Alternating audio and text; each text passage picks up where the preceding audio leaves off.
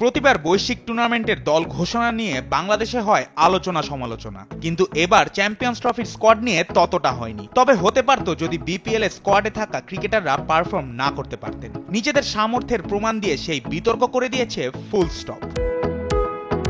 Champions ট্রফির দলে opener হিসেবে আছেন তানজিদ তামিম, যিনি ঢাকা ক্যাপিটালসের হয়ে দুর্দান্ত আসর শেষে 12 ইনিংসে দ্বিতীয় সর্বোচ্চ 485 রান নিয়ে হয়েছেন টুর্নামেন্টের উদীয়মান খেলোয়াড়। তার সঙ্গে উদ্বোধনী জুটিতে থাকবেন সৌম্য সরকার। ইনজুরির কারণে টুর্নামেন্টের প্রথম 9 ম্যাচ মিস করা সৌম্য আছেন দারুণ ছন্দে। 4 ম্যাচে ব্যাট হাতে করেছেন 105 রান।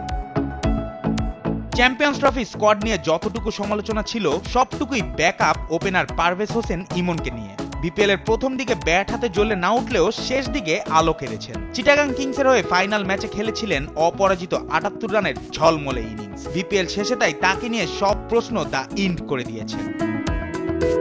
অধিনায়ক শান্তকে নিয়ে কিছুটা আক্ষেপ থাকতে পারে বিপিএল এর পরে। চ্যাম্পিয়ন ফরচুন বরিশালের কম্বিনেশনের মার প্যাচে ম্যাচ পেয়েছেন মাত্র 5টি। মুশফিকুর রহিম, মাহমুদুল্লাহ রিয়াদরা বিপিএল খেলেছেন শান্তর সাথে। টুর্নামেন্ট জুড়ে ছিলেন দলটার হৃৎপিণ্ড।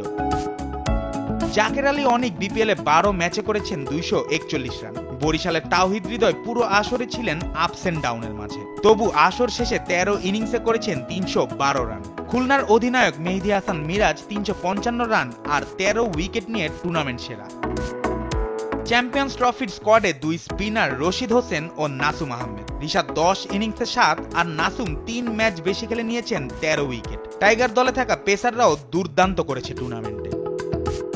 তাসকিন দুর্বার রাজশাহীকে প্লে অফে না উঠাতে পারলেও 25 উইকেট নিয়ে হয়েছেন টুর্নামেন্ট সেরা। তানজিম সাকিব 9 ইনিংসে শিকার করেছেন 16 উইকেট। কাটার মাস্টার মুস্তাফিজ 7.35 ইকোনমিতে টুর্নামেন্ট জুড়ে বল করে তুলেছেন 13 উইকেট। তবে গতির ঝড় তোলা নাহিদ রানা বিপিএল এ ছিলেন একটু খরুচে, বল করেছেন 8.13 ইকোনমিতে। তবে আসন্ন চ্যাম্পিয়ন্স ট্রফিতে দুবাই ও পাকিস্তানের 22 গজ ব্যাটারদের গতি কমিয়ে পরাস্ত করতে প্রস্তুত আছেন নাহিদ। জুবাইর নূর, স্পোর্টস ডেস্ক, দেশ টিভি।